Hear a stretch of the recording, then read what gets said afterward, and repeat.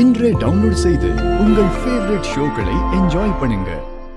Mitra, business வந்தா இது எல்லாமே சகஜம் தான்டா. நமக்கு வெற்றியும் கிடைக்கும், சில நேரங்கள்ல நமக்கு தோல்வியும் கிடைக்கும். எப்பவும் ஒரே மாதிரி நடக்கும்னு நம்ம நினைக்க கூடாது. ஜெயிக்கிறப்போ நம்ம எந்த அளவுக்கு சந்தோஷப்படுறோமோ, நாம தோத்து போகும்போது கூட அதே அளவுக்கு அதை ஏத்துக்க பழகணும். இத நினைச்சு கோவப்படுறதுனாலயோ இல்ல பிரச்சனை பண்றதுனாலயோ எந்த வித பிரயோஜனமும் இல்ல. இல்ல டாட், அங்க என்னமோ நடந்திருக்கு. கொட்டேஷனை லக்ஷ்மி போட்ட மாதிரி யாரோ போட்டிருக்காங்க.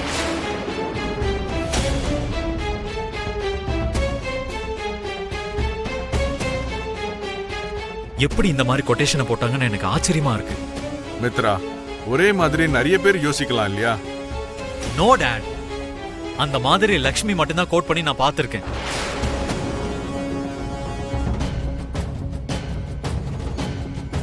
அந்த ட்ரிக் லக்ஷ்மிக்கு மட்டும்தான் தெரியும்.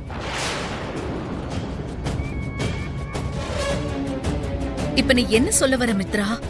இறந்து போன லக்ஷ்மியை வந்து அர்ஜுனுக்கு கொட்டேஷனை கொடுத்திருக்கான்னு சொல்ல வரியா? தெரியலமோ, எனக்கு ஒன்னும் புரிய மாட்டேங்குது. ஆனா சம்திங் இஸ் ராங். நான் தோக்கிறதுக்கும் அந்த அர்ஜுன் ஜெயிக்கிறதுக்கும் யாரோ கண்டிப்பா இதுக்கு பின்னாடி வேலை பார்த்திருக்காங்க. அவங்க போட்ட கொட்டேஷன்னாலதான் இப்போ நான் இந்த டெண்டரை இழக்க வேண்டிய நிலைமைக்கு வந்துருச்சு. மித்ரா, நமக்கு இந்த டெண்டர் கிடைக்கலனா இன்னொரு டெண்டர் இருக்கு, இந்த ப்ராஜெக்ட் இல்லனா இன்னொரு ப்ராஜெக்ட் இருக்கு. நம்ம வெறும் இந்த ப்ராஜெக்டோட நிக்க போறது இல்லப்பா. நம்ம ஒரு டெண்டர் போயிடுச்சுங்கிறதுக்காக இப்படி சோகமா இருக்க கூடாது. பள்ள மேடு வரும்போது அதை தாண்டி போறதுக்கு நம்ம பழகிக்கணும். கவலைப்பட்டு நம்ம அங்கே நிக்க கூடாது. மனிஷா, மித்ராவை உள்ள கூட்டிட்டு போ. அவனை ஆறுதல் படுத்தி அவனுக்கு எடுத்து சொல்லு. அவனுக்கு புரிய வைக்கிற மாதிரி பேசு. இல்லன்னு வை, அவன் தோத்துட்டான்னு நினைச்சு இன்னும் அவன் கவலையிலேயே புலம்பிட்டு இருப்பான். உள்ள கூட்டிட்டு போமா. மித்ரா, மனிஷா இரு. என்னக்கா, மித்ராவை மனிஷா உள்ள கூட்டிட்டு போணுமா? நீங்க மனிஷாவை என்ன நினைச்சிட்டு இருக்கீங்க? அவ வெளியாளு நினைக்கிறீங்களா இல்ல அவ வீட்டு வேலைக்காரின்னு நினைக்கிறீங்களா? என்ன இப்படி பேசிட்டு இருக்கு தேவயானி? பேசணும் அக்கா, இந்த மாதிரி தான் பேசணும். இப்பயும் நான் பேசலன்னா வேற எப்ப பேசணுங்கிறீங்க?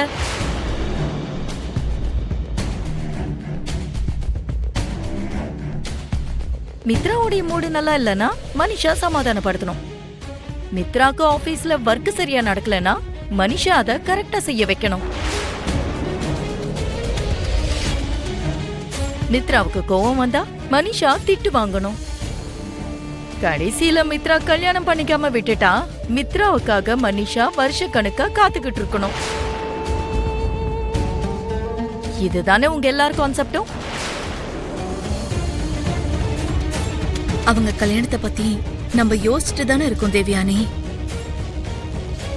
இன்னும் எத்தனை நாளைக்கு யோசிச்சுட்டே இருப்பீங்கக்கா? மித்ராவுக்காக காத்துக்கிட்டு இருந்து மனிஷா அவளுடைய வாழ்க்கையவே பணயமா வச்சிருக்கா.